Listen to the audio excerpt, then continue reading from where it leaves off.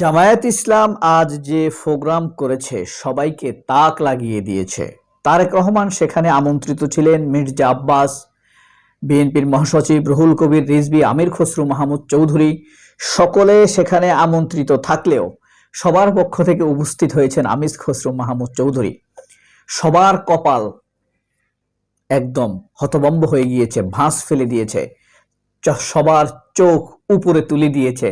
জামায়াত সবার চোখ তুলে দেয়নি, মানে সবার চোখ অবাক করে দিয়েছে যে প্রোগ্রাম করেছে।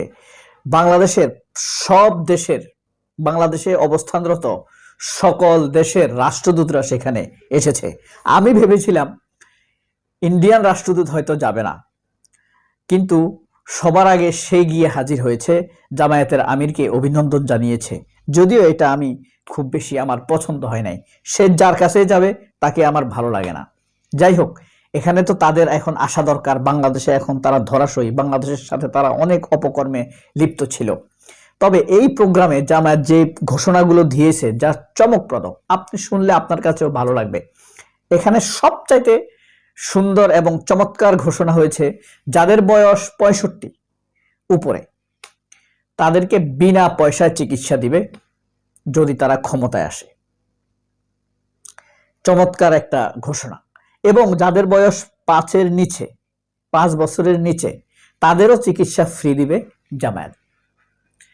মেয়েদের উচ্চশিক্ষা ফ্রি। আপনি মাস্টার্স পর্যন্ত পড়েন, ইন্টারমিডিয়েট পর্যন্ত পড়েন, যতটুকুই যাক, অনার্স পড়েন, মেয়েরা যে উচ্চশিক্ষা পর্যন্ত মেয়েরা ফ্রি পড়াশোনা করবে।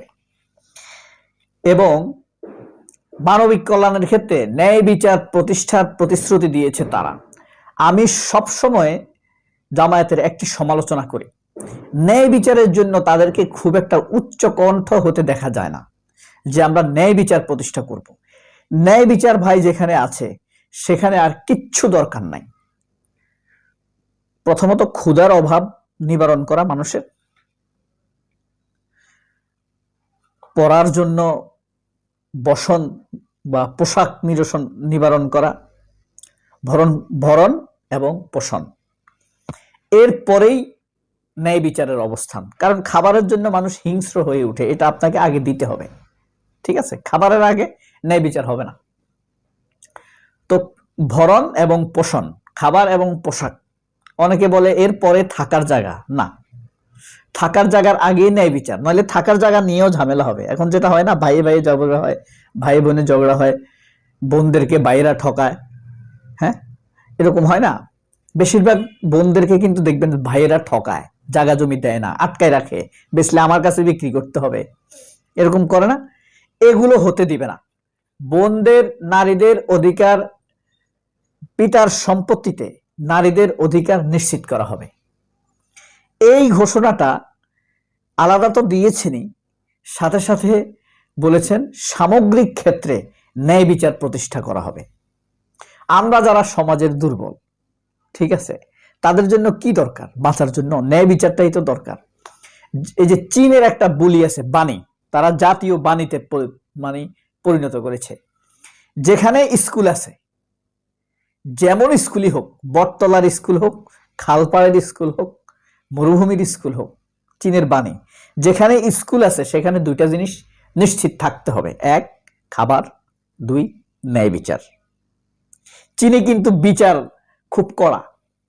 হ্যাঁ, চীনের মানুষের সাথে কথা বললে দেখবেন, আমার একবার সুযোগ হয়েছিল চায়না এম্বাসির এক লোকের সাথে কথা বলা, দীর্ঘ সময়, মানে একটা সেশন 3 মাস যাবত তার সাথে আমার ব্যাপক যোগাযোগ হয়েছিল। তো জামায়াতের এই প্রোগ্রাম যেমন বিদেশি কূটনীতিকদের চরমভাবে আকৃষ্ট করেছে, চোখ তুলে দিয়েছে, মানে বিশ্বব্যাংকের প্রতিনিধি, IMF এর প্রতিনিধি, ব্যাংক এশিয়া, ADB, IDB সবগুলা, মানে অ্যাম্বাসেডর, কয়েকশো ফরেন ডিপ্লোমেট এসে হাজির হয়েছে। এটার আয়োজককে জানেন? আপনাদের ধারণাই নাই এটার আয়োজককে।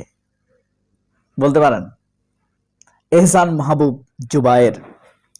এটা দিয়ে বিএনপির ভিতরে, বিএনপির এলিট লেভেলে একটা কম্পন শুরু হয়েছে। জামায়াত কখনোই নিজেদেরকে কিন্তু এলিট রাজনৈতিক দল মনে করে না, এলিট মনে করার দরকারও নেই। জামাত জনমানুষের গণমানুষের দল হিসাবে থাকুক। জামায়াতের কাছে বাংলাদেশের ব্যবসায়ীরা, এই যে তারেক রহমানের সাথে ব্যবসায়ীরা গিয়ে সাক্ষাৎ করেছে না, জামায়াতের সাথে দেখা করার জন্য তারা 3 মাস আগে মানে ধর্ণা দিছে, এরকম একটা সাক্ষাৎ করার জন্য জামায়াতের আমার রাজি হয় নাই। ওইটাতে আমার খুশি লাগছে। তার অনেক ভুল ত্রুটি আছে, কিন্তু কিছু ভালো কাজের গুলো তো আপনাকে বলতে হবে, তাই না? তো এই যে তিনি যে বিএনপি যে দিন দিন একদম ব্যাক সাইডে চলে গিয়েছে, কিন্তু এই ঘটনা মানে এলিট লেভেল থেকে ব্যাক সাইডে চলে গেছে। কালকে হয়তোবা আপনি কোনো পত্রিকা এটার ব্যাপারে নিউজ দেখবেন না, অথবা কোনো মানে পত্রিকার হেডিং হবে না, বাণিজ্য পৃষ্ঠায় থাকবে না, এক কোনায় দিয়ে দিবে, অথবা টেলিভিশন চ্যানেলগুলোতে লিড নিউজ হবে না, কিন্তু এটি একটি বড় নিউজ। এটা নিয়ে মনে রাখবেন, আগামীকালকে আমি আপনাদেরকে সুযোগ থাকলে পড়ে শোনাবো। Al Jazeera, CNN, Deutsche Welle, এমনকি New York Times, Washington Post, Fox News, সবগুলাতেই দুর্দান্ত সব নিউজ হবে, কিন্তু বাংলাদেশের পত্রিকায় এটা নিয়ে নিউজ নাও হতে পারে। এই জামায়াতের এই পলিসি ডায়লগ জামায়াতকে কয়েক ধাপ এগিয়ে দিয়েছে বলে আমি মনে করি। জামায়াতের প্রতি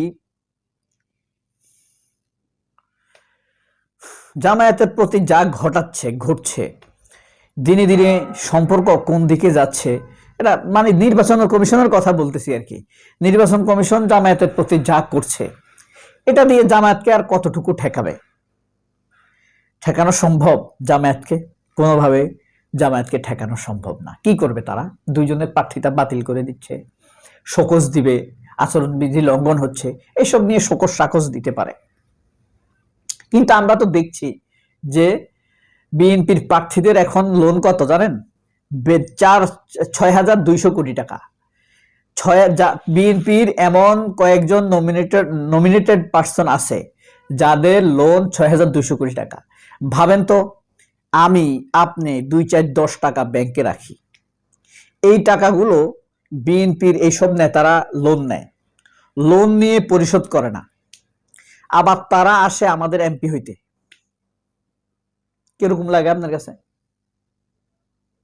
ধরেন আপনার বন্ধু আপনার কাছ থেকে 10,000 টাকা জাকাত নিল, আপনার অবস্থা ভালো, আপনার কাছ থেকে 10,000 টাকা জাকাত নিছে, নিয়ে সে কিছু মুরগি টুরগি কিনে তার বাড়িতে দাওয়াতের আয়োজন করলো, আপনাকেও সেখানে দাওয়াত দিল।